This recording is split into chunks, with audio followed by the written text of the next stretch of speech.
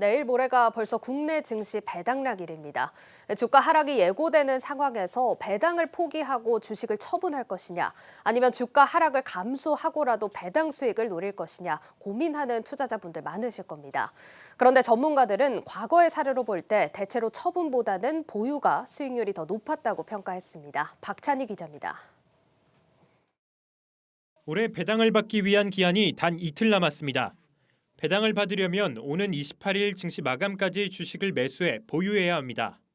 하지만 배당주 투자자들은 29일 배당락 당일 주가가 하락하는 것을 우려해 보유한 주식을 팔아야 할지 고민이 깊어지고 있습니다. 보통 배당주에 대한 기대감은 일찌감치 주가에 선반영되기 때문에 배당락일에는 매도 물량이 나오면서 주가가 하락하는 경우가 많기 때문입니다. 실제로 KTNG의 경우 지난해 12월 중순까지 주가가 급등했지만 배당락일인 29일 주가가 6% 급락했습니다. 그럼에도 전문가들은 일반적으로는 배당주를 보유하는 것이 더 낫다는 조언입니다. 오랜 기간 실질 배당 수익률이 배당락으로 인한 주가 하락보다 크게 나타났기 때문입니다.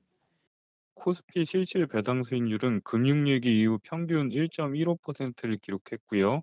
코스닥은 평균 1.21%를 기록했습니다.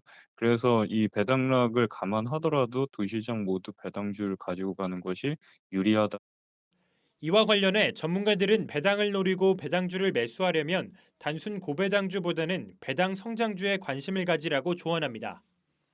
지난해 고배당주와 배당 성장주를 비교해보면 배당 성장주가 배당락 이후 빠르게 주가가 회복되는 모습을 보였습니다.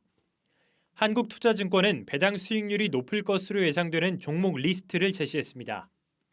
NH투자증권, 삼성증권 외에도 한국금융지주, 삼성생명 등 증권사와 보험사 위주로 구성돼 있습니다.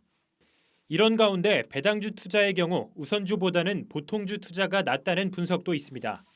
우선주 같은 경우에 시가총액이 보통주보다 작은 경우가 많거든요. 지금은 사실 고점에서 기간 조정 구간이라서 우선주보다는 보통주의 이제 매력이 좀 더 크다.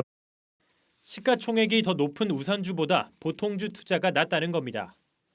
특히 내년 초에는 국내 증시가 전체적으로 조금 더 상승할 가능성이 높다는 전망이 많아 배당락일 하락폭이 크지 않을 것이라는 전망도 있습니다.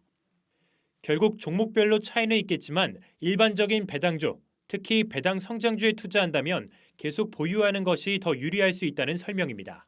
한국경제TV 박찬유입니다.